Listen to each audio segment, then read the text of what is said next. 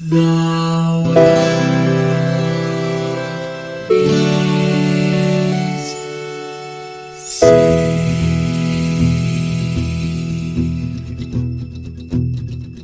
The living room's dark save for light being cast from the big TV screen and the imminent sunrise that's teasing the one starry sky with whispers of morning.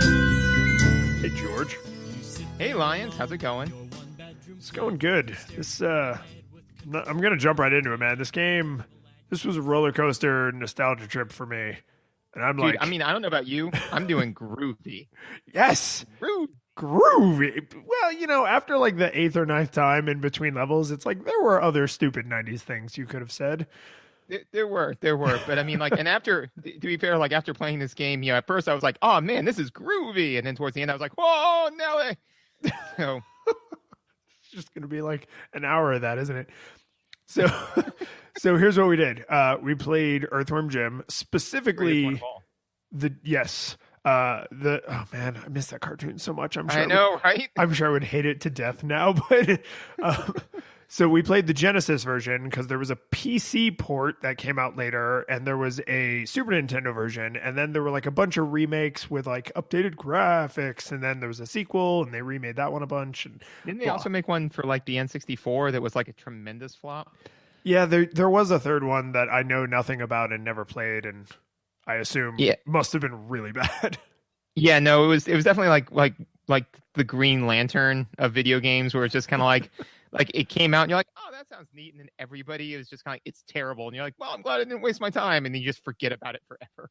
Yeah, that's pretty much what I did. Plus, I went the PlayStation route, not the N64 route. But this was a Genesis game, so this is 94, and I'm glad I looked that up because we actually got a listener request that they were like, hey, can you maybe like mention the years some of these games came out so I can like place them in my mind? And I was like, cool. That's a reasonable thing. Also something we did at first and then just like totally abandoned at some point.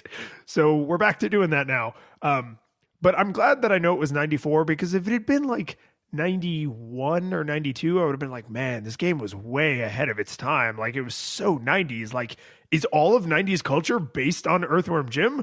Or if it had come out in like 97 or 98, I would have been like, oh man, like that stuff was so over. Why were you still doing this? But no, it is 1994, the ideal year for all of this. Like, everything that is the aesthetic of this game is 1994 in America. Oh God, yeah. No, this is like if they kind of distilled Ren and Stimpy and Rocko's Modern Life and all that like insane over the top animation, like truly ridiculous and just true 90s ridiculousness. I feel like there's a philosophical term, but like absurdism, like oh yeah. Yeah, I don't know if that's like the right word, but it is like, it's like, what does Mo say in The Simpsons? He's like, it's po-mo. It's postmodern. It's weird for the sake of weird. Yeah, that's exactly what it is. So, but yeah, no, it was it was definitely a trip. What was your nostalgia experience for this? So for me, I'm pretty sure this was a rental because I don't remember ever playing this with the two kids that I played video games with the most. And I only have memories of playing this at home, but I know I did not own this game. So it must have been from that little Blockbuster, thankfully right around the corner. But I remembered this game being really hard. And I sat down to play it and I was like, oh yeah, it is exactly as hard as I remember. And also now my brain is in like a modern context where there's certain things that I'm expecting to take for granted and super cannot take for granted. So there was not only trying to force myself back into that frame, but even at the time, this game was considered very hard. And like, this is a favorite of speedrunners because there are things you can do that are like trade-offs where it's like, oh, you have to get hit here, which has a really long animation, but then it saves you like 2 seconds in this other place because it delays this enemy spawning, or like there's lots of that kind of delicious nonsense. But if you're not doing that and you don't memorize the entire layout of the game, it's just hard. So yes. I remembered it being hard, and it is as hard as I remembered. What are your nostalgia goggles for this? Mine are, if I remember correctly, this was so I had a friend of mine who he was about 2 years my junior, um and he was what's the name of the friend of yours that had more money than love? That's it's so sad. He had more video games than love. Well, what is money but a universal third good? I don't think I want to name him now. his Well, name that's was fine. his name was John, parented by video games. John, name redacted. Not even John Doe. John redacted. Yes. But this was my John, name redacted. Like, Got it. he, his parents definitely, and to be fair, it wasn't because like they didn't love him, but they definitely went the parenting style of, well, if I give them everything that they want, then they'll certainly be happy, as opposed to having the exact opposite effect. Yeah. This was more of a like Homer John name. My John, name redacted, was more of a Homer Simpson Radiation King situation. Like it wasn't. It was the way things were done. Like the lad just wants to sit there and play games, and by gosh, we're gonna let him. And maybe that's not as thoughtful as you think. Yeah, no, for them there was definitely, like one of the things that I've been telling Teddy for quite some time, well before he doesn't have the linguistic skills to understand what I'm saying now, but like, even when we'd be driving and he'd like throw a toy like out of his little, like car seat, and then like started losing his mind, I would say the two things I would always say to him are, I need you to make better long-term decisions, and I need you to learn to deal with loss. I want my toy back. I'm sure if you had thought of that a moment ago, we wouldn't be in this situation. Another thing that I said to him is like, he's like, I want thing A. I'm like, possessions are fleeting. but that's like my parenting style. This was the exact opposite of that. So but what would happen is, because, like his parents would shower him with like money and all this sort of stuff, is that a lot of the times I would rent video games through him. So, like we would go over to his house and be like, hey, what do you want to do? And he'd be like, oh, let's go. I just rented this cabal of this crucible of video games. And I was just like, oh, well, like let's play them. And Earthworm Jim was definitely in one of them. And it's actually kind of a good 2-player title, because if you switch off when you die, right, you switch off pretty quickly. Yeah, there are definitely some games where you kind of have to put in some other, like, well, you will switch off when you die or at the end of a level, like that kind of stuff. But you don't need that. If you just switch when you die, you're good to go. Yep. So that was my nostalgia experience. Yeah. No, it's. I mean, we're definitely going to talk why this game is so hard, but I think this may be one of the only times that we've played a game so far that I remembered thinking, oh man, this game was really hard back in the day.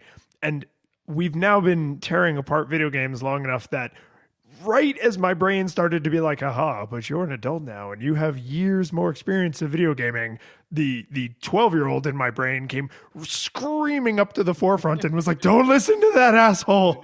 No. Nothing you have done in the modern era has made you any better at this. No, it is definitely a very particular skill set that has been eschewed in modern video games. That I think that, well, we'll get into it, but there's definitely a lot to learn. There's definitely a lot to learn from this video game, But yeah, so top of the hour, visuals. So I've started occasionally using emoji in places that no one else are going to see them, just for me, sure. Right? Like in my notes and documents and things. And I have my first bullet point for how are the graphics is it's the word beautiful and then a little star emoji with like the little shiny lines coming off it, because being a big Sonic fan as I was, and particularly from this era, like the Sonic 2, Sonic 3, Sonic Spinball, kind of like early 90s era of Sega Genesis graphics, the second this game turns on, right? The minute you flip that crazy little switch on your Genesis or press the button if you have the old style one, this is a Genesis game. Like you could bring someone from a country that has never played American or Japanese video games and blindfold them and be like, okay, I'm going to take off your blindfold and I want you to say the first word that comes in your mind. And they would just be like, oh, it's a Sega Genesis game.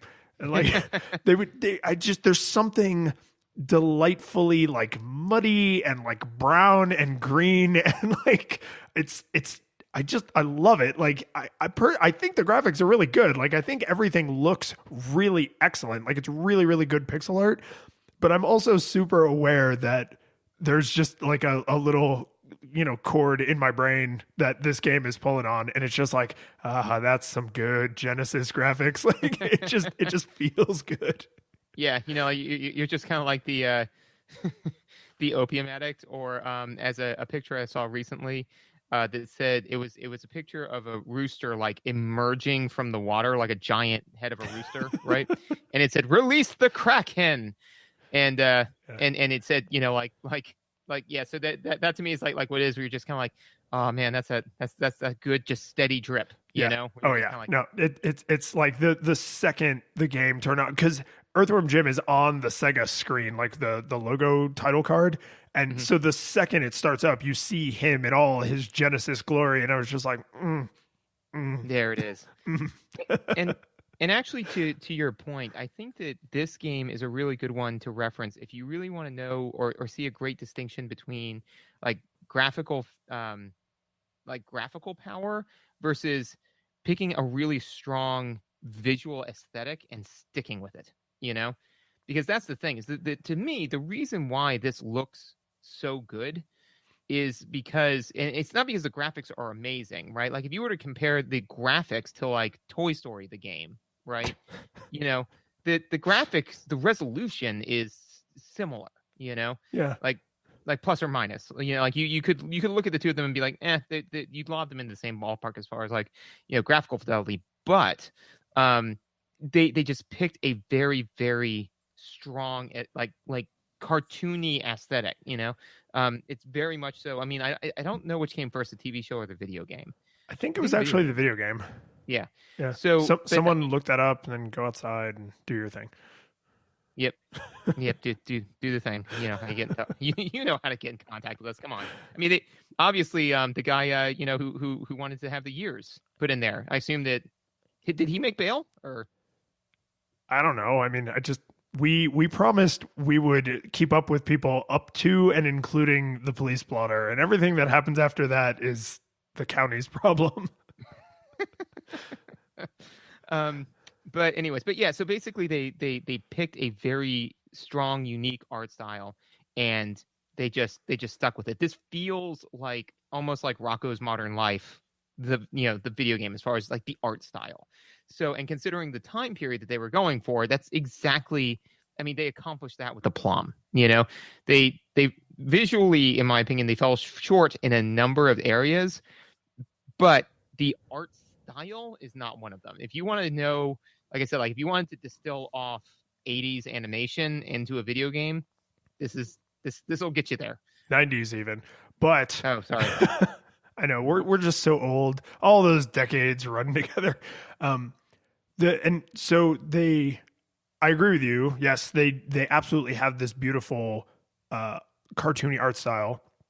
And as an aside, I kind of wonder, when they were designing characters in this era, I wonder how many times they went to paper and they said, okay, we're going to sketch out these characters and what we want them to look like. And how many times they went directly to the hardware and said, we're going to design these characters in engine so that we know exactly what they're capable of. And this game and a lot of games like this really feel like if they didn't start in engine, they went there really soon, because there's a lot of movements. There's like a lot of materials that are like squishy and that like deform in a very cartoon animation way, where they like squish and stretch and squash and everything feels very hand animated. Like, even though it doesn't look it definitely looks like pixel art, but it has that feeling of like, oh, this is what like a Warner Brothers cartoon looks like. It's very like visceral and material, right? Yeah.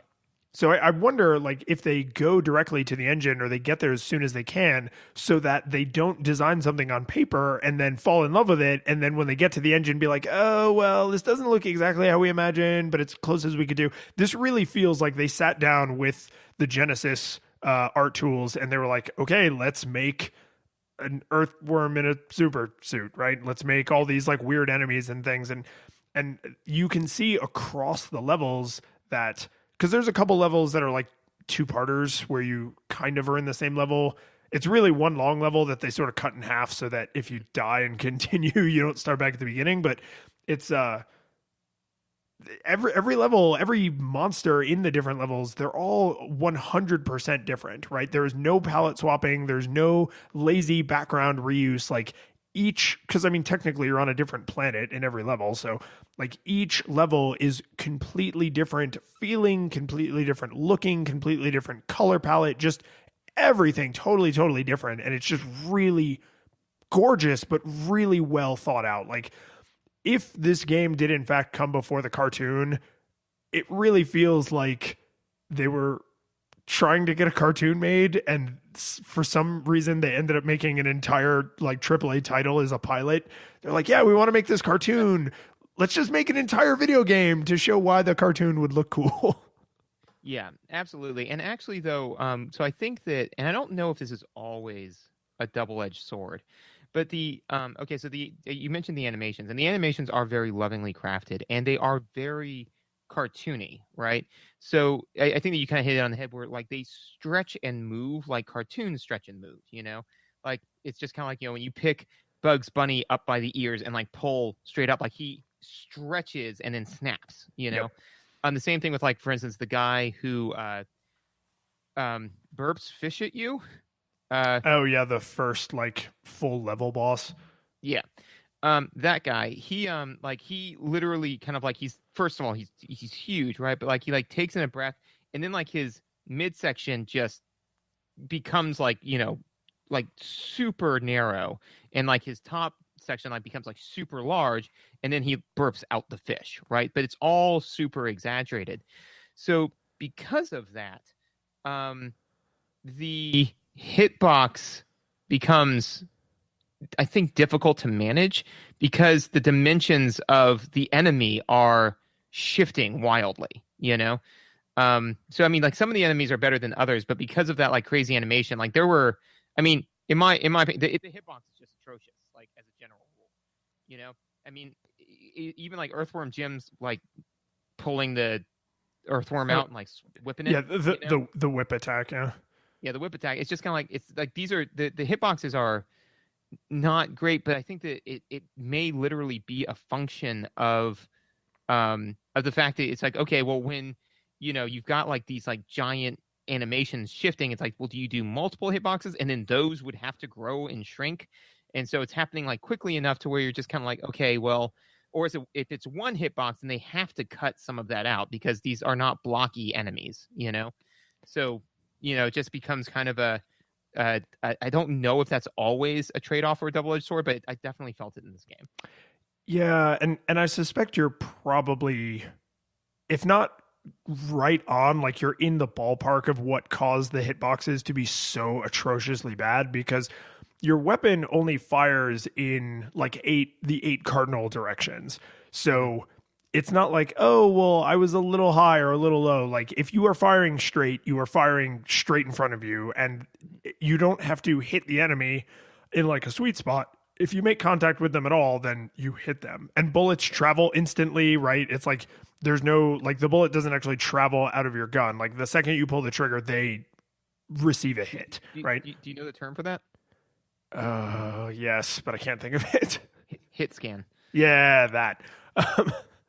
So it's there's definitely not like, oh, my bullet just whizzed past his, you know, alien ear thing, right? Like it's there's some hitbox weirdness going on. And because Earthworm Jim is also very squashy, stretchy, moves kind of in bizarre ways, like very cartoony ways. I had this happen sometimes in my favor, where something would like whiz really what seemed like right through me, But I think it's because what was actually happening is my brain was processing the animation. And from the game's point of view, my animation was in a different place when the enemy came into contact with what it looked like to me they had come into contact with, right?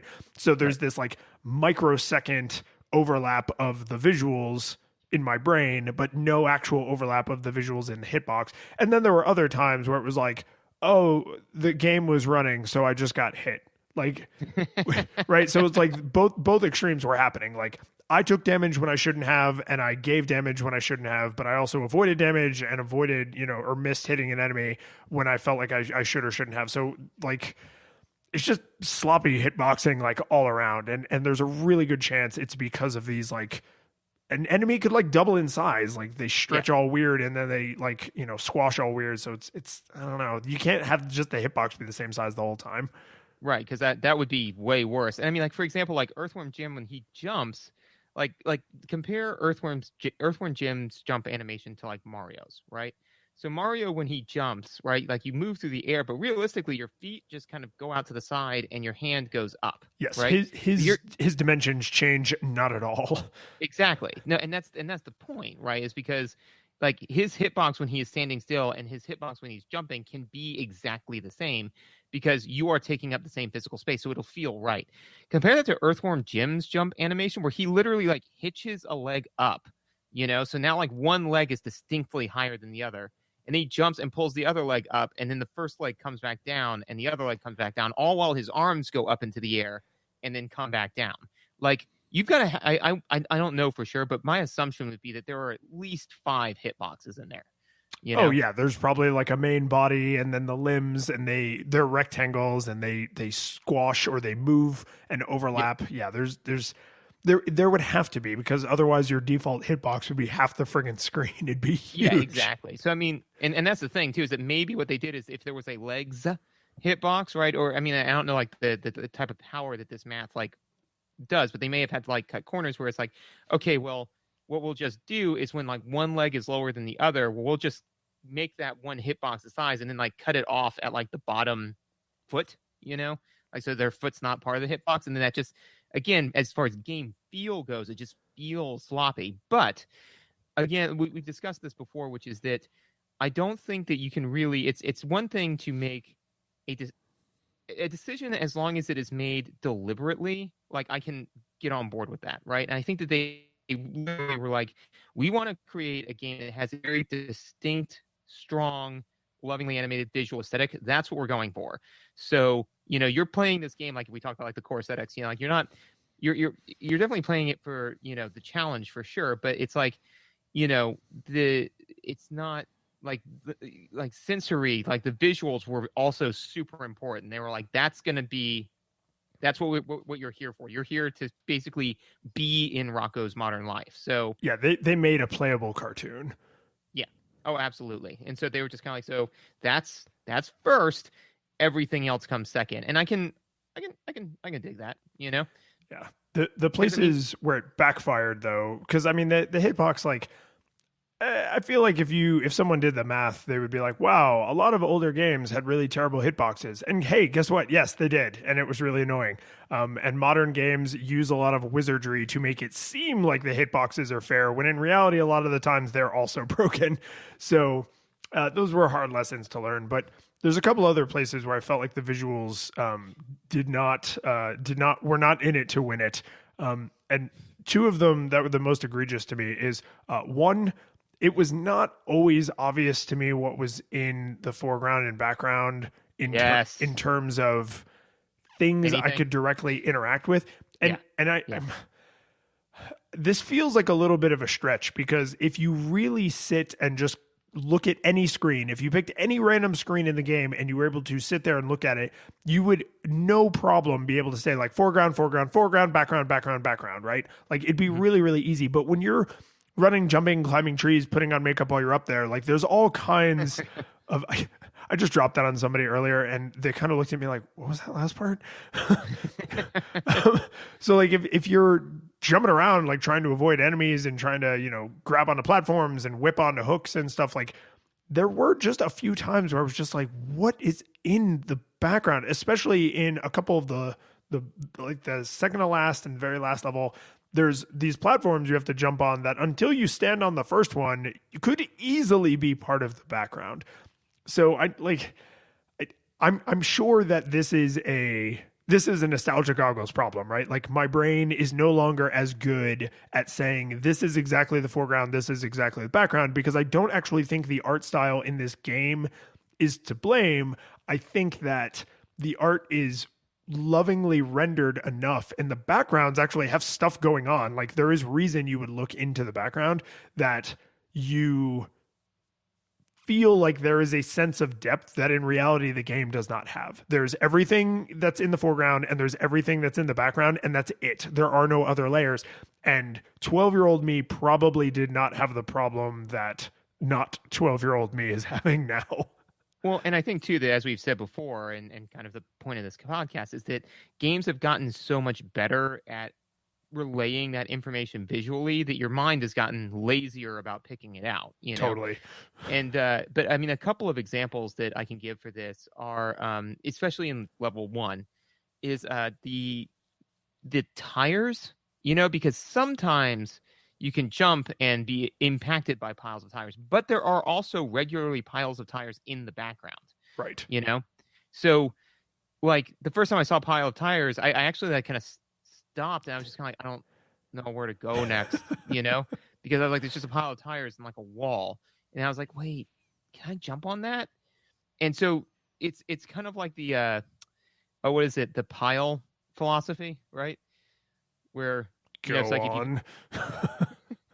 It's if you have, you know, a pile of rice, right? And you remove a single grain, do you still have? Yes, I prefer the table metaphor, but it's the same thing.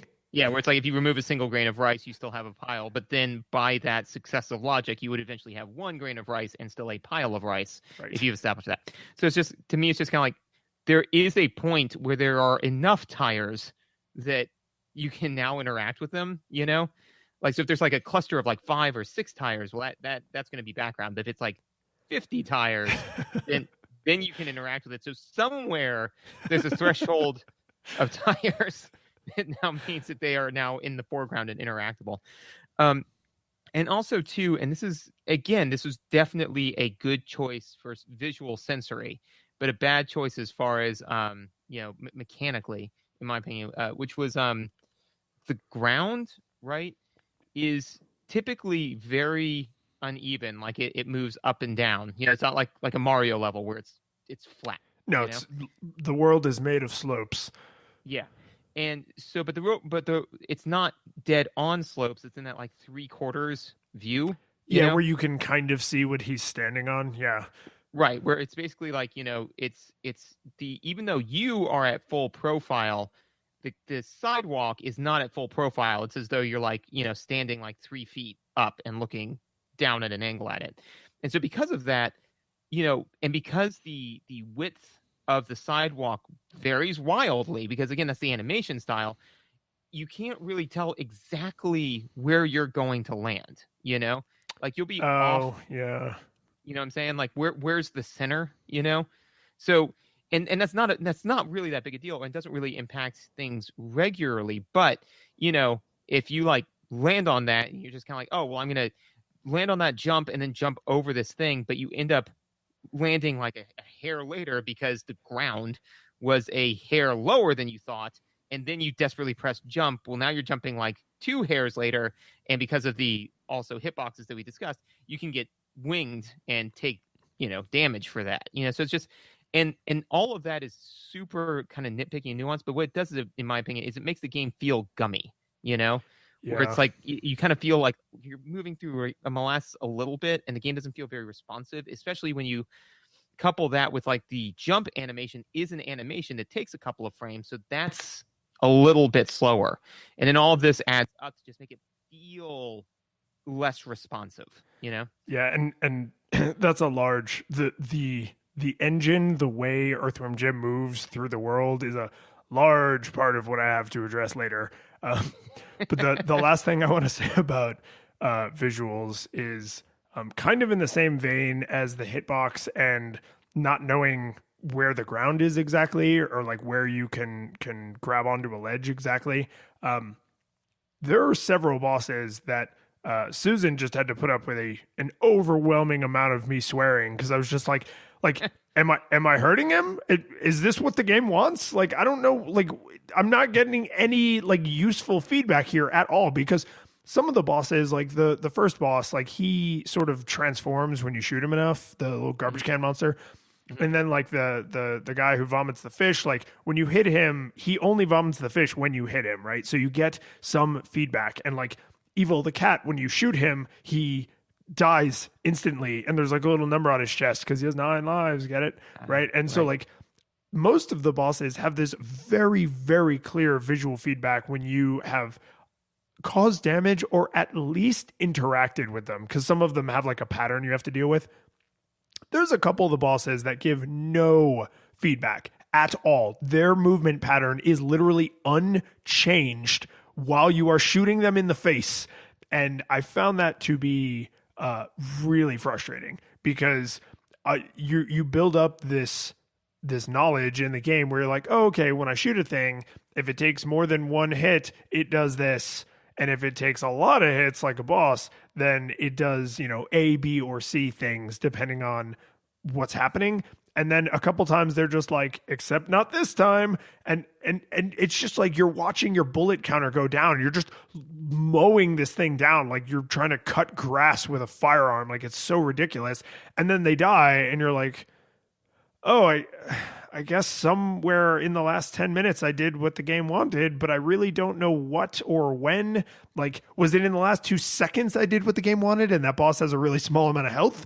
Or did it actually take me 10 minutes of constant gunfire to defeat this boss? Like, I have no idea. There's no health meters. There's no indication that I was doing damage. And that to me is falls more into the category of like sloppy decision, because like so the question is then, like, okay, so, the game telegraphed very, very poorly in every way possible. Like, there's no health bar, there's no visual cue, there's nothing, right? So because of that, when you beat the bad guy, right, you don't feel victorious, you feel confused. Yes. And I said, so two bosses when Susan happened to be in the room that I beat, I was like, I literally turned to her and I was like, do I feel good right now? Am I satisfied? Do I feel like I've accomplished something? No, I'm just confused and angry. Yes, exactly. And so then the question then is that what you want the player to feel? I do not believe that's what they were going for. Oh, especially because that clashes with this aesthetic that they built, like it being like insane, over the top, cartoony. This is supposed to be a place of fun, like it's just, but it's kind of antithetical, and it's okay for it to be hard. That's all right. But then, if they had just had all of that, but then they also said like, and you are doing damage, because having that big giant unknown is definitely something that, like, for example, Darkest Dungeon, like they leverage the unknown regularly, but that's in line and in theme with going into a monster-filled horror house, right? Yeah. This is antithetical to the theme, and so that to me makes me think that it's, and again, like I gonna sit here in my glass house and just toss stones until I'm blue in the face, but but I think that is, it's either, it was a decision that like wasn't well thought out, or, like to me that doesn't feel, unlike where they said like we are going to go with the art style over, gameplay. That to me felt like a deliberate decision, and in my opinion, a good one, right? Because that's what makes this game memorable, is the aesthetic, right? But as far as like, well, for this boss we're gonna have no visual cues. It's like, why did you do that? And it's like, it's like, okay. Yeah. Well, and this is actually, unless you have something else, this is an excellent segue into audio, because the very first boss, like mid boss that you encounter, is the trash can monster. And the trash can monster, I'm going to call him Trashy. So when you fight Trashy, you can only kill Trashy when Trashy is in like the tank form. And when Trashy's like flexing and like doing like the flexing thing, I'm not positive that the sound of your bullets hitting trashy is different than when you are actually doing damage, because you're I'm not confident it's not, because until you said you can't damage Trashy when he's flexing, I assumed that I was. well, you have to keep shooting him because you have to get him to go into his tank form, but you can only kill him when he's in the tank form. Yeah, I did not know that. So And I pushed this to the limit, because the first time I got there, because I mean, he's right in the beginning of the game. The first time I got there, I was still like kind of feeling out the controls. And most of my shooting him was when he wasn't moving, not when he was moving. And I probably fought him for a solid 7 minutes. And it should Nice. not take anywhere near that long. And so I was like, okay, obviously I'm overlooking something here. So I went to the game facts, and it was like, oh, you can only kill him as his tank form. And then I went back, and, you know, it takes like 15 seconds, right? And I was just like, oh, how was I supposed to know that? And I guess the assumption is you will just keep wailing on him until he falls. But the thing is, if I understood correctly from GameFAQs, if you allow him to go from the tank back into like the upright, like flexing trashy, like his hit points, whatever, however it's measured, resets. So you could theoretically be doing damage to him, but not ever kill him, because you're just not getting you're not sealing the deal. And if that's true, even if that just has the appearance of being true, like give me something. Give me like a bullets hitting flesh noise when I'm hurting something, and a bullets hitting metal noise when I'm not piercing their armor. Do some consistent difference so that I know as the player, like, that shot hurt, that shot didn't. Because I get that they don't want life bars, and they don't want to make them flash red when you cause damage. Like, I totally get that. But I need some kind of feedback, because then otherwise I'm literally just memorizing this stuff. And then I got to like tell my friend, like, oh, make sure when you get to the trash guy, you can only like, that's just not good design. no, it's not. And I think that, again, you know, back during the wild west days of this, you know, this era, you know, they were just kind of like, well, how do you tell if a boss has life? You know, it's like, oh, well, you do life bar. We don't want to do that. Well, sometimes they do flash red. We don't want to do that. And so then that's where the discussion ended. It's like those would clash with the art style, right? So it's like, okay, but then the conversation wasn't, no, we have to give some feedback. If we don't, then we are making a very that aesthetic choice does clash with our core aesthetic, you know? Like, that's because I think they was just kind of like, nope. None of that is visually stunning, you know? It's like, it's true, but if you don't do that, it ratchets the difficulty and the uncertainty, the dis-ease of gameplay up super high, and that clashes with the fun cartoon that you're trying to play, you know?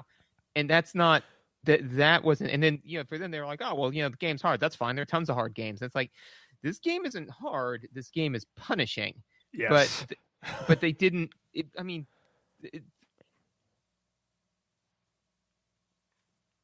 Like, people are like, sometimes video games are hard, and it's like, yes, but they didn't have the silver bullet of game is hard versus game is punishing. You know, they didn't have that distinction. Yeah. And it really, because there are so many other things that are really well thought out, I want to give them the benefit of the doubt and say, like, well, they made all these beautiful graphics, they made all these beautiful sound effects, because the sound effects are really good. They just don't always communicate useful information, or information in a way that is like, so what I'm looking for, like, you cannot use prior information to make future predictions, because you're like, oh, this is the sound it makes when I shoot things with my gun. And then you like reflect on that later, and you're like, oh, it's, am I hurting this guy? I think it's the same sound, right? Like, there's just the each individual artifact is lovingly crafted, but then they're not necessarily as effectively applied. Now on the other side of audio is the music, and man, if you thought the graphics screamed, hey, this is from the 90s, the music makes that, like, just blows it out of the water. I mean, it's so Rocko's Modern Life, Ren and Stimpy, Weird Al show, like, lots of country for no reason, lots of electronic instruments in the country, lots of fart noises and cows mooing. Like it's so 1994. It's just so over the top. Like it's like groovies and yeehaws and oh my God. It is audio. It is 5 pounds of crap pounded into a 4-pound bag. You know, like it is just like, and it's in that very, I don't mean to like disparage it, in that very 90s way, you know, like there's just sound happening all the time. The music is going on. Like, it's just like like you said, you got moves and whoa nellies and burps and, you know, it's just insane. I do have one very, very odd, very specific nostalgia thing for the audio on this. Okay. Which is that, okay, so in the level what the heck, right? In the level what the heck, you it starts with that dun dun dun dun dun dun, like that, the cartoon hell music, right? Like that is, if you're in a cartoon and you're in hell, it's probably playing that music. And I was just kind of like, what is that from? It's actually apparently from a rendition of the Russian composer Night. I'm not even going to try to pronounce his name, but it's Night on Bald Mountain. Oh yeah. That's the same. You know where you know that from, and you don't even realize it. Like one of its most famous uses, it's been used all over. But one of its most famous uses is from Fantasia. Yes. That's Chernobog's or whatever his name is. Like his demon section, like is that piece. Right. And that's what I'm saying. It's like, I'm sure I've heard it there. I'm sure I'm confident I've heard it in Looney Tunes, you know? Oh yeah. Like, yeah. So, I mean, that's the thing it's that, you know, and again, 90s, right? 90s through and through. But it gets like to a certain point, and then it record scratches and goes into elevator music, right? Yes. Which, and there's a lot of 90s jokes about hell. There's the lawyers. Yep, exactly. But, literally for years and years and years to this day, when for whatever reason that song starts kicking around in my head, I hear the record scratch. Yes. And then the elevator music. Yeah. Like I know I could hum you that song up until that point, and then I wouldn't be able to continue on. Like I'm sure that I've heard the whole song many times, but to me, everybody else is like wildly improvising it. This is the song, you know?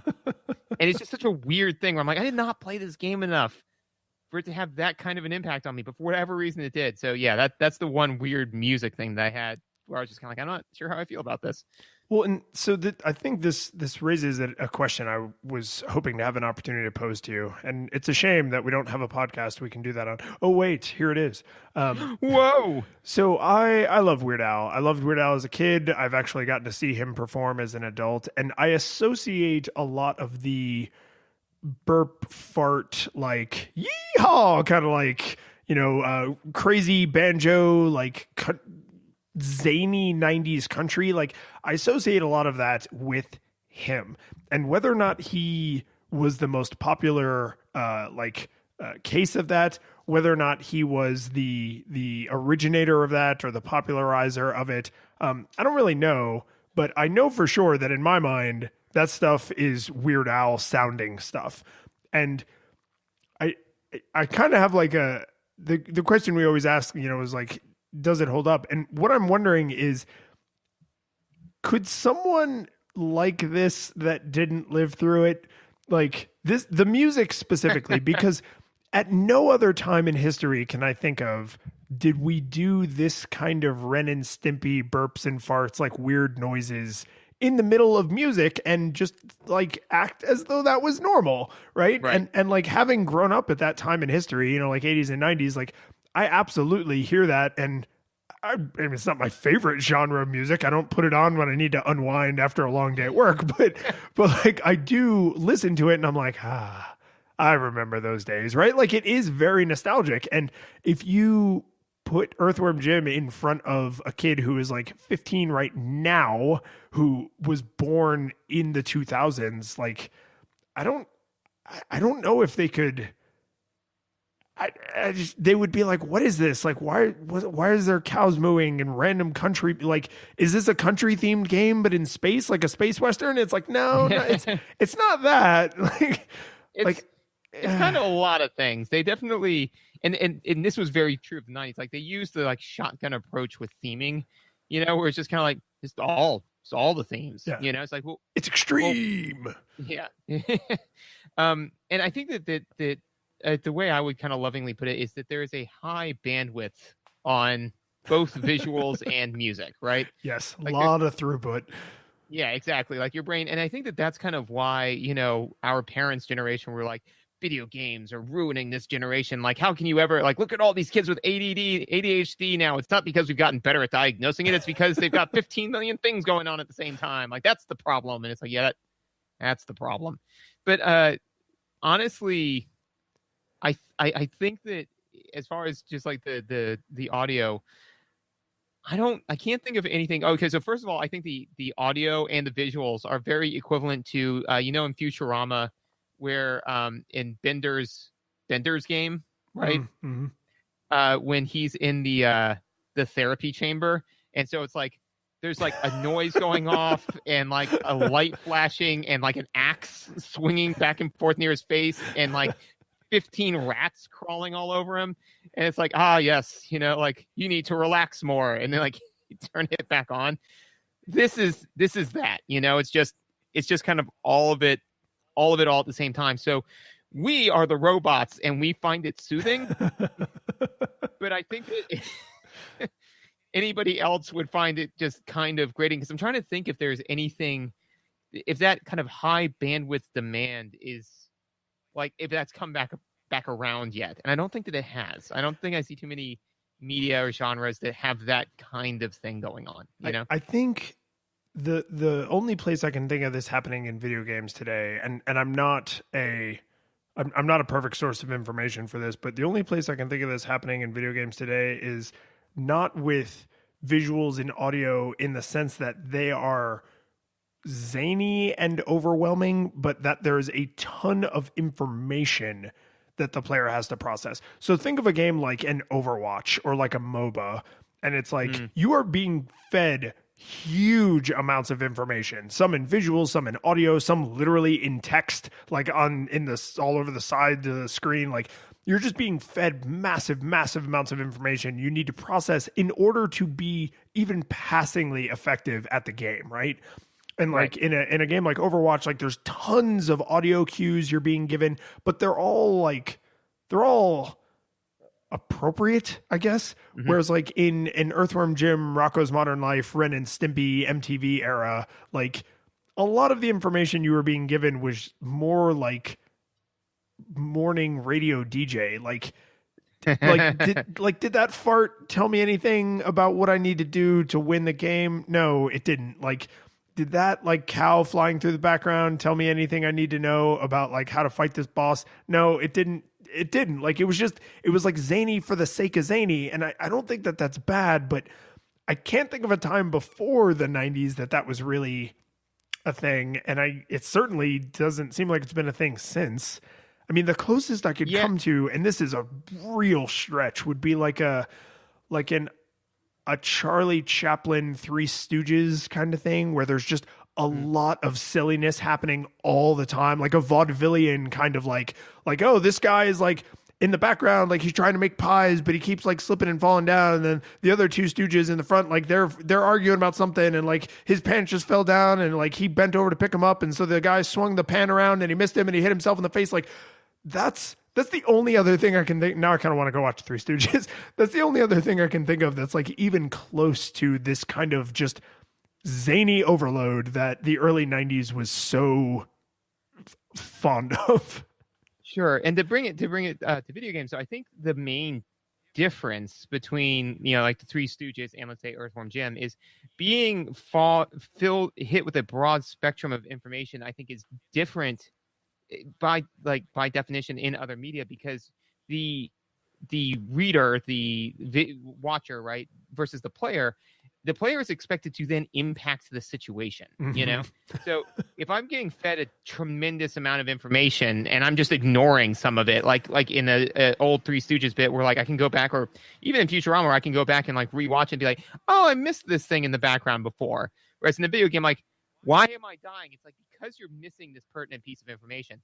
And I think that comparing it to Overwatch is a very interesting comparison. I think very, very apt to kind of like juxtapose the two, because I think that the difference is basically like with Overwatch is they're saying like, okay, we have like, there's like 3 ranges of audio that you can process at the same time, you know? So we're going to like amp this one up, pull this one down, and then, and now your audio input is maxed. Okay.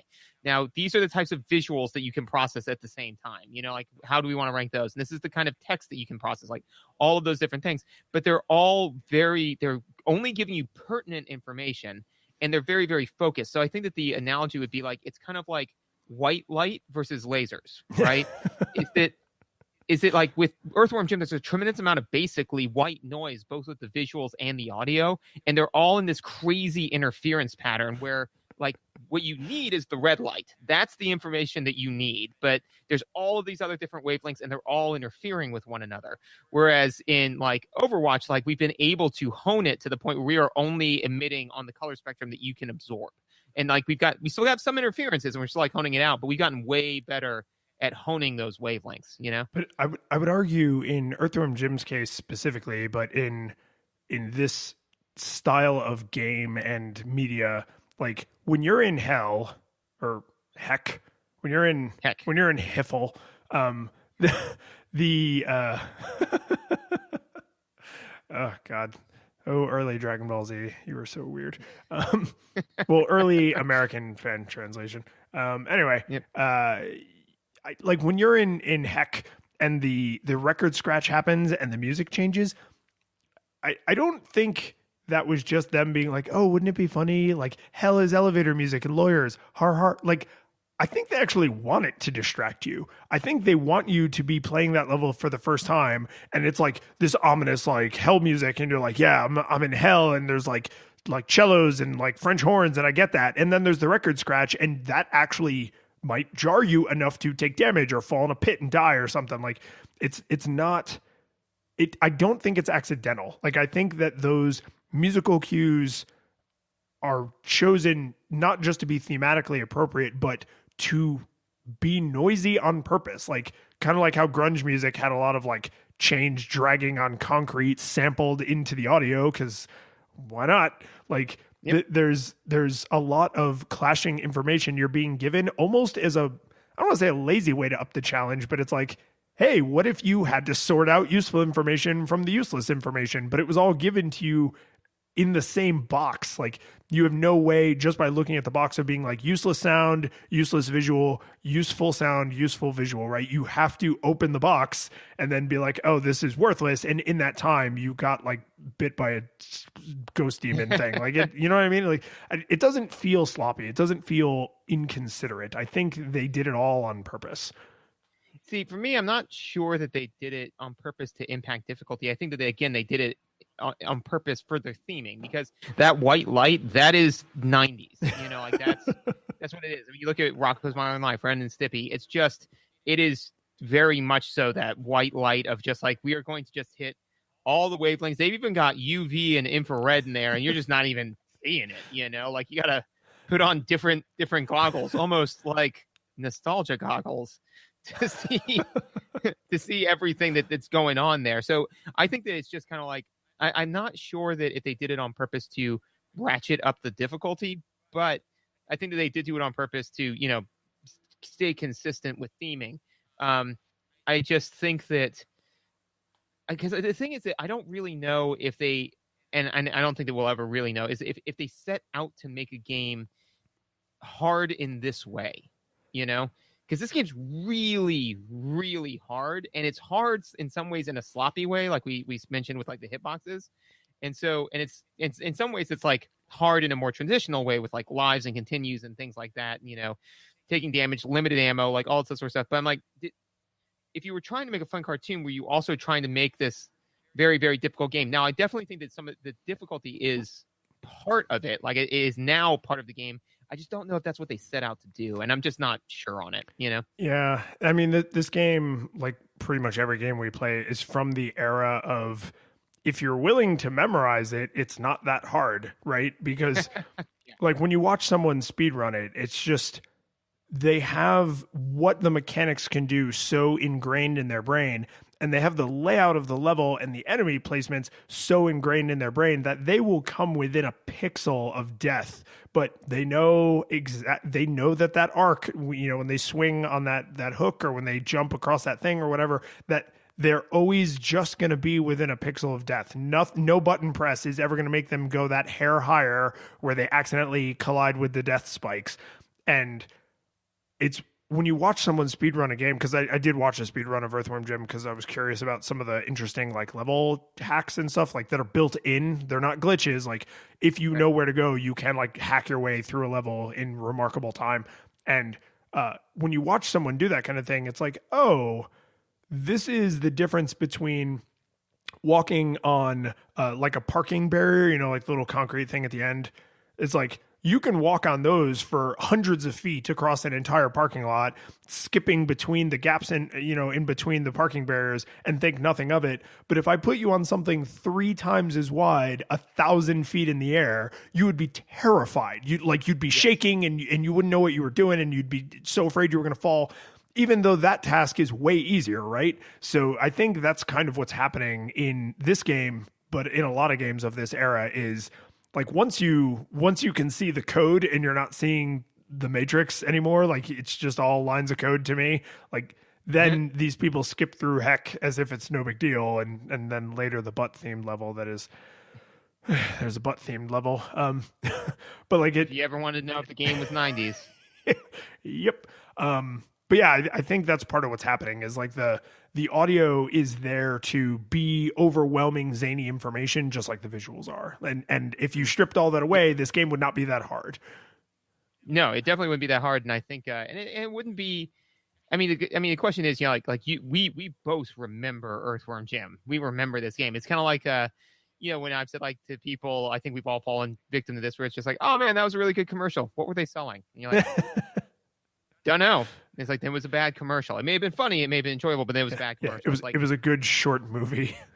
Yeah, exactly. So it's just kind of like, so I mean, this was if you were trying to make like a game that people remembered, I mean, mission accomplished. This is that game. So I think that they definitely accomplished that goal. They just, it's kind of like a sword that's just been forged and not quite honed yet. So it's kind of like it's not the game that I want it to be, but it's the game I needed it to be, That's very generous of you. Should we jump into controls and mechanics? Go for it. Let's do it. So we've been kind of teasing the fact that the controls are weird, but I think they're weird in a specific way in that they feel, as you said, that they prioritized how it would look when you did something over how it would feel to do that thing. Because when you jump, there's like, he like winds up his jump. He like kind of squats and then like does the, leg lift in the air, very believable looking jump essentially. When you like swing on something and you do like the like whoosh, it's there's like a massive delay. Like seriously, at some point someone was like, man, what was that game with awesome whip controls? And someone in the other room just heard whip controls and was like, you mean Simon's Quest? And they were like, yeah, that's the one. Let's model this after Simon's Quest. And then it wasn't until the playtesters were like, oh my God, these whip controls are just like Simon's Quest. And they were like, we got to ship it tomorrow, guys. Just make sure the game doesn't crash when you press any of the buttons, right? Like it's slow because the super suit grabs the top of his head, his face elongates for a second, and then it's this huge wind up, behind his back, and then whoosh, and there's this like beautiful little sparkle, like crack animation, like where the whip connected with the air and where the snap sound comes out, and it's lovingly animated, and it takes forever. Yes. Oh no, it takes like I remember I was actually 15 when we started playing, when I hit the whip button. And just now time has ravaged me. You know how you love it when I do impromptu fun stuff? No, actually, it's aged me terribly. Yes. The whip button is that. Yeah. And no, and again, I think that, as we said, like mechanics, like anywhere where like mechanics started to get in the way of the visuals, they're like, nope, visuals. But I think so then they said like, okay, so we want to make this game that's visually stunning. Great. What else do we need? Well, we need, like bad guys that fly and do damage. And so they pulled in all of these standard hallmarks, but didn't think like, well, if everything's on this kind of delay, there are some things that we probably shouldn't do, like enemies that can aggro to you from off the screen, Yes. like you're just standing there hanging out watching the idle animation, and then all of a sudden you are swarmed. Yeah, exactly. And then you're just like you're swarmed and you're like, oh Nelly, and then you're just like firing bullets left and right. Like, I mean, that was just, and again, trying to make a super hard game, then that's the way to do it. But I just don't think that that's necessarily what they were trying to do. And so so just everything is slow and gummy. I think hit scan is fine, but I don't know why. To me, firing the gun was a little bit confusing in the sense that like because you, like you said, you can only angle at like dead on 45, like it's not an analog, like it's quantized, right? Yeah. I mean, it's D-pad life. Yeah, exactly. Which is fine, but because the enemies move so fluidly and kind of all around the place, and the hitbox is crappy, which we've already established, like there would be times where I was just like spray and pray, man. Just wildly firing, and then like I'd hit them like 2 or 3 times, and again, that's fine. But if you're going for zany, over the top cartoon action fun, why do you have a limited amount of ammunition? Well, and it's weirder than that, because if you actually do spend all of your ammunition, it replenishes up to, I think, 50 shots or something. So you can never actually have 0 ammunition, but there's this arduous delay where you get to 0 and then it starts ticking back up and it stops at like 50 or 100 or something.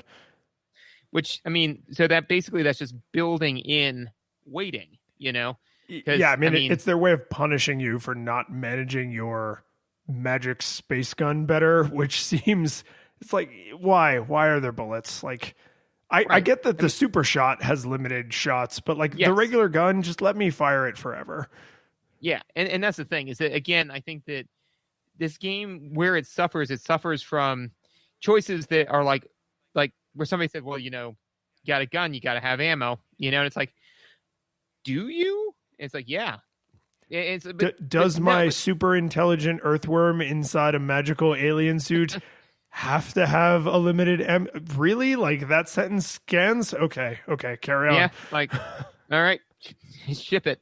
So, like little stuff like that. But yeah, I was definitely frustrated because of that. I feel like even the game would have been a lot more fun if I could just like fire insanely and wildly, because then I would be less frustrated with the crappy hitbox and the fact that I can only angle, because I would just spray and pray, and that would have been fun, But because I was like always like basically, I almost for the most part took like automatic off, and I was operating on semi-automatic, where I was just like kind of like, as opposed to just like lit and fly, and that was less. It was more stressful and less fun, And so, and this game, if there's ever a game that, because I'm a firm believer that games don't have to be fun, like, because everybody's like, oh, where's the fun? It's like, dude, there are tons of games that aren't fun but are really, really good experiences. Yes. That being said, I'm pretty confident that with all of the other aesthetic choices that this game is supposed to be fun. Yes. And I was just kind of, this is less fun, and that brings me to another thing that I thought was less fun, which was, and again, a hallmark of the time, lives and continues. Why lives and continues? Well, lives and continues, that for some reason they tell you how much health you have and how many lives you have. They don't tell you how many continues you have. Yeah, what the actual, like, it's like, why do we need that? Because and this is not the first game to do this to me, and so I'm like now increasingly sensitive to it, because I'm like, why? because I hit continue the first time. I was like, oh, okay. So, and there was nothing to say that you had a limited number of continues. So I was like, well, that's fine. So, like, I will never get booted past the beginning of the planet that I'm on, and I'm like, well, that's all right. That's a long cycle time, but I can deal with that. And it's like, nope, you're out of continues. I'm like, then why continues at all? It's an arbitrary third, like third good, like in a sense, like it's like, just give me 6 lives. Like and it's because I don't like what it does to the cycle time, because I don't believe that extending the cycle time is beneficial to the player. So let me make sure we're all on the same page with this. Throughout the levels, there are continue spots, right? And it literally is the word continue. And when you touch it, it like points at the ground, like you'll continue from here. They don't mean when you continue, they mean when you die. So really it should say die and have a little finger pointing at the ground. Yeah, there's no way that would be telegraphed. Like that would be misconstrued. So if you are playing and you have crossed a continue point and you die, you start back at that continue point, which, by the way, there's 2 levels where there's continue points just happening constantly and you don't know it, and it's really confusing. Anyway, so you start there, and then if you lose all your lives and you continue, you actually start at the beginning of the planet you're on. And the reason I say that this is not well thought out is because in an ideal world of lives and continues that behave differently, the life, like when you die, you get to try again from the continue. Ideally, because, you just screwed up, you didn't have enough health, whatever, which, by the way, the fact that health does not respawn in between levels is bull. So you died, like you got to just go through and try and fight that boss or try and do that challenge or whatever again. So you have the little continue checkpoint. If you die enough times and you start from the beginning of the world, to me, the implication is you need more time to practice. So let's make you do this whole world again so that when you get back here, you have developed the skills you should have developed over the course of playing this level. Except these are not Mario levels. These levels are not designed in such a way that all of the skills and knowledge you attain in the early part impact the later part. So having to replay the whole level is more of just a punishment. And then when you run out of continues and you have to replay from the beginning of the game, then they're really saying like, oh, well, you need the knowledge and skills you acquire in the beginning of the game. And part of me is just like, no, you really don't. Like the levels do get progressively harder, but not in a way that the skills and knowledge you build earlier on directly impact your ability to perform later. You need to learn the mechanics. You need to learn like the crazy animations and where things are going to be slow and where things are going to be fast. But punishing me into redoing a section because I died, I get that. Making me go back to the beginning of the level, frustrating, but okay. Eventually saying, no, even that's not enough. Get your ass out of here. That to me is a bridge too far. Like, just give me unlimited continues and let me do the section/level cycle time. Do not make me start the whole game over. Oh, yeah, no, because I mean, the first time when I was playing, like the first time I had that, I ran out of continues and it was like start at the beginning of the game. I just quit playing because I was like, okay, well, at this point, there's no reason for me to continue. I mean, like I can just restart wherever. And there's this is where I think that it falls outside of the scope of humane design to where it's just kind of like, and this is again common with games of the era, but like, if all of a sudden you had like the baby starts crying in the other room, you better be able to leave the system on because otherwise you're just starting all the way at the top of the hour.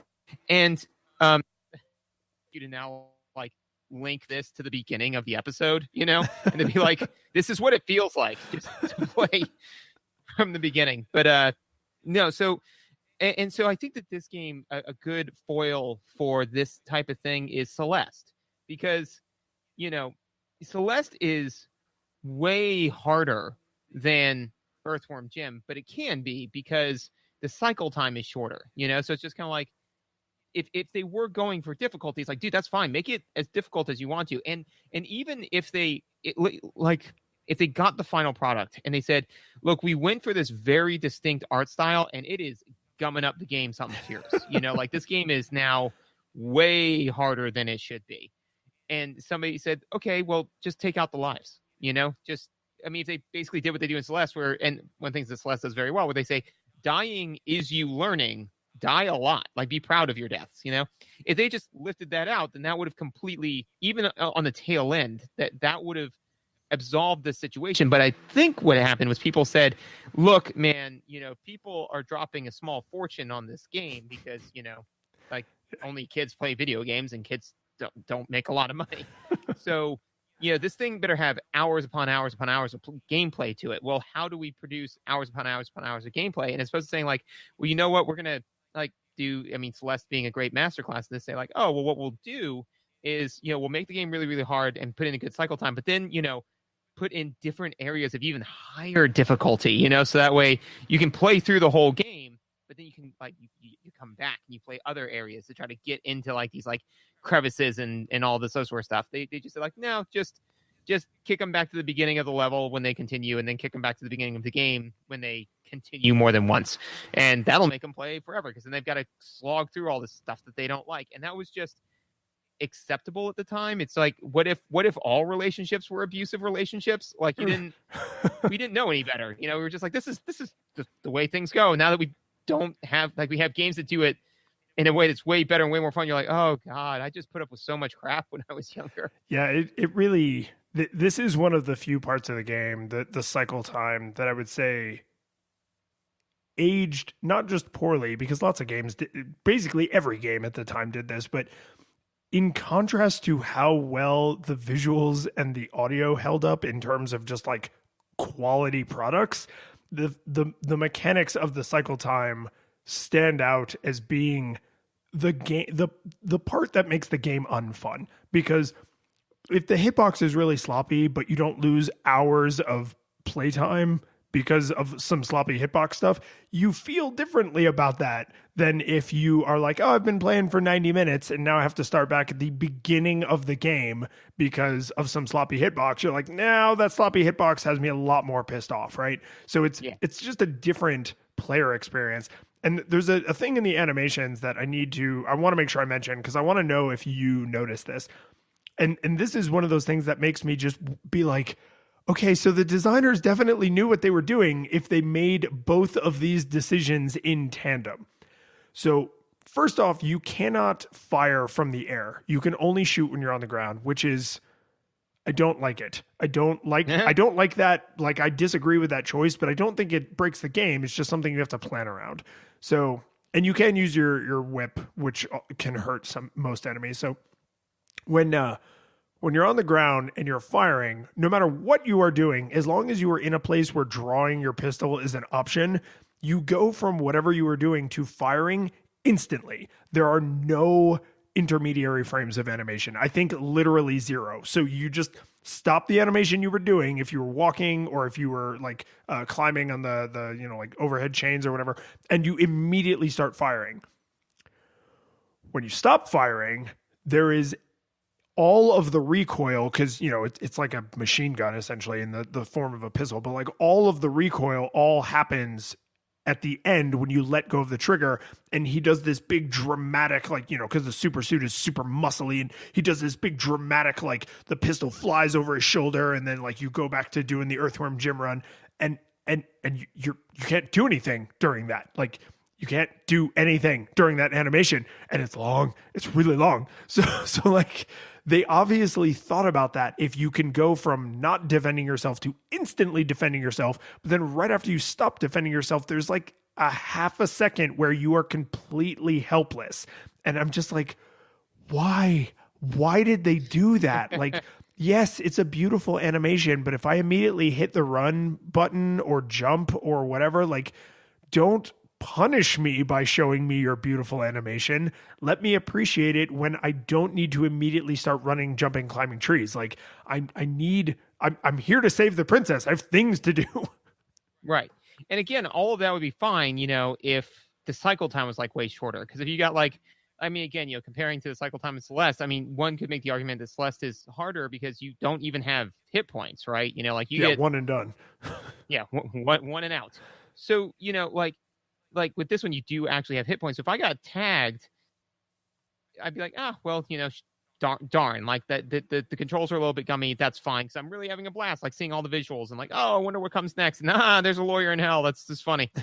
You know, like all of that would be fine, but the fact that like every single time like I got tagged, I was just kind of like, oh God, I want to see more of this. I'm having fun. I don't want this fun to end. You know, like that then added like this like nice buttery layer of stress over the entire experience that I think again just detracted from, you know, the fun. It would be kind of like if, you know, if like during a carnival, if like they said like, okay, we've got a nice carnival, we got all that line out, and you got the 5 guys that run around and randomly punch people, right? Like you got those? Cool. So make sure everybody knows that they exist and don't really know what they look like. So that way every stranger you see, you're just not 100% sure that they're not going to punch you. You know, it's just like, well, I mean, I'd still like have fun, but I kind of like there'd be like this like kind of overarching layer of stress that, you know, I just don't think that they intended. One of the apples is poisoned. Is it the one I'm eating right now? Well, it's a slow acting poison, so enjoy the carnival, right? It's just there's this, I think a constant layer of stress is a really good way to describe it, because you just always feel like at any moment some random hitbox nonsense, some lovingly crafted animation that you really enjoy seeing but are really sad to see because it means you're about to die because you can't move while you're dying, is like, it's just a bummer. Yeah, no, absolutely. And sorry, you made me think of something, and I'm blanking on the name of the chemical, but SciShow, which is a great show, everybody should check it out. They do a thing on it's the 5 like most insane chemicals, you know, like the most extreme chemicals. So like in each class, like this is like literally the smelliest chemical known to man, you know, right? Like stuff like that. And one of them is the most toxic chemical, and it's I think it's like a molybdenum or organometallic compound, which are really bad because the organic part makes it really great at getting into your body, and the metal's super bad for you. You know? Is this the one that can only be stored in Teflon, or is that the acid? That's the acid. That is fluoroantimonic acid. Which is, I think it was 50 quadrillion times more powerful than sulfuric acid. Quadrillion's not a real number, George. Just listen to how silly it sounds. But no, this one is it's some, I think it's a molybdenum based organometallic. But the way Hank Green delivers it, he's like, it is, you know, gram for gram, the most toxic chemical known to man. And it is both acutely and chronically toxic, which means it will both kill you now and kill you later. You know, so it's like, if you survive the initial poisoning, it's really likely to give you cancer just to spite you, you know? And so that's to me, it's just kind of like, you know, it's the 2-layer punch. Exactly. But to me, like that to bring it back, like that's and not that bad, but like kind of reminiscent of this game where it's just kind of like a lot of these choices. It's like, okay, well, either the ghost, the ghast will kill me now, or just the overarching stress of like crazy hitbox will just like slowly eat away at you over time, you know? Yeah, no, this is what's happening, which, I mean, I feel like I don't know about you, I may actually have like a little bit of a twist for our listeners, but like we got to ask, like, did Earthworm Jim hold up? So so because if you got the twist, I'll go first, because, you know, that way we'll leave the listeners in suspense. For me, I'm going to give this one a solid nostalgia monocle. As far as like, did it strictly like hold up? Like, I mean, because like realistically, the way I always frame it is, who would I recommend this game to? Actually, this game is, I enjoyed playing it as far as like a 90s, like, you know, just not embodiment of the 90s video game. I'm like, yeah, man, this was fun. But, you know, you got to go into it thinking like, you're not going to see all of this game, like, period. You're just, you know, you're going to probably get to level 1, 2, maybe 3 if you're really on top of it. This game's got a whole bunch of stuff that you are just never going to see, and you got to make your peace with that. But if you just kind of want to have like a fun 90s nostalgia trip, you know, absolutely play this game. But as far as like, can the game be like controller crushingly frustrating? Yeah. So I think I'm feeling a good nostalgia monocle for this one. So I was originally thinking the full-on nostalgia monocle, because I was like, well, it's got the 90s 90ness that it 90s so 90s, but it's like really hard, and it's punishing in a few ways that make it unfun. And the more I can play this, I don't know what there's surely some compound German word to describe this feeling, but the more I was complaining about this to myself and to Susan and to the world at large, the more I felt like this like welling up of like nostalgic happiness for like the game and the cartoon. And I realized that there's nothing in the game that is not learnable. My problem on this particular playthrough was there's no way I can dedicate the amount of time that it would take me to learn all of it, but I am actually enjoying the zaniness. And this is why I kind of asked you about the music. Like, could someone who didn't live through this appreciate the zaniness? And I think the whole 90s package, yeah, because there are people born in the 90s who love like 50s and 60s music, like 40s and 50s big band stuff, or like hippie, early hippie music in like the 60s and 70s. Like, and they did not live through that stuff at all. Like, I think you could absolutely take this and give this to, a young person or an older person who is, much older by the time the 90s rolled around, and just be like, here is a perfectly encapsulated bit of 90s madness. The graphics scream 90s. The audio screams 90s. The kind of sloppy, incredibly punishing mechanics scream early 90s. Like, if you want to know what it was like to play a video game in the early 1990s, this is it. Here it is. Whether you lived through it or not, you will now know everything you need to know. And when you are done, you will feel groovy. The curtain falls. The music plays. The credits roll, then it all fades to black. And you're left by yourself. The fanfare is gone. There's no player two there by your side to share victories won. But as you slowly progress down the hall to your bed, a few great events leak back into your head from the time that you spent traversing the land, battling evil, fighting the darkness, just sword in hand. Your memories creep in with the edge of a smile.